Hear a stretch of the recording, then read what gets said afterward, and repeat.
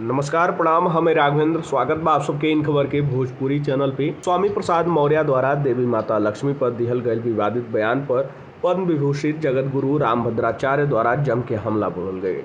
उनके द्वारा कहल गई कि लक्ष्मी जी पैदा ना भइल रहली, उ प्रकट भइल रहली। स्वामी प्रसाद के एक अक्षर भी हिंदू धर्म के ना आवेला, उनका दिमाग सठिया गईल बाटे। मध्य प्रदेश के विधानसभा चुनाव के लेकर भी भाजपा का ही सरकार बनी ई भविष्यवाणी कैले बान।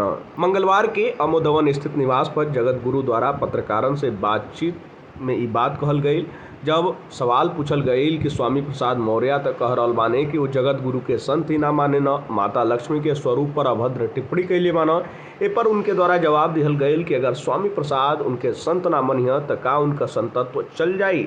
सूर्य नारायण की यदि उल्लू ना दिखी तो का सूर्य नारायण का सूर्य तत्व चल जाई।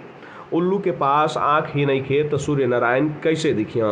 वही प्रकार स्वामी प्रसाद के विवेक का दृष्टि ही नहीं खे तो उ हमके संत के रूप में कैसे देखिया। व्यक्ति पूरा सठिया गईल बाटे, ओके कुछ भी ना आवे जाएला और ओके घोर दंड मिले वाला बा।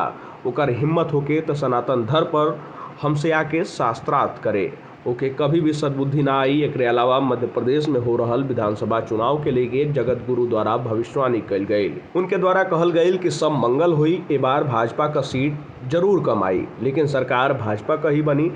अखिलेश यादव मध्य प्रदेश में चाहे जितना दौरा कैले उनके कुछ नहीं मिले वाला। वहीं जब कांग्रेस और सपा के सीट बंटवारा के लेकर आयल दरार पर सवाल पूछल गई तो उनके द्वारा कहल गई कि 2024 के इंडिया नामक गठबंधन इंड की ओर बाटे। सब हैरान काहे हो रहल बाटे लोग। फिलहाल इस जानकारी में इतना ही। देश दुनिया से जुड़ल तमाम खबर देखे खातिर आप सब जुड़ल इन खबर भोजपुरी के साथ। धन्यवाद।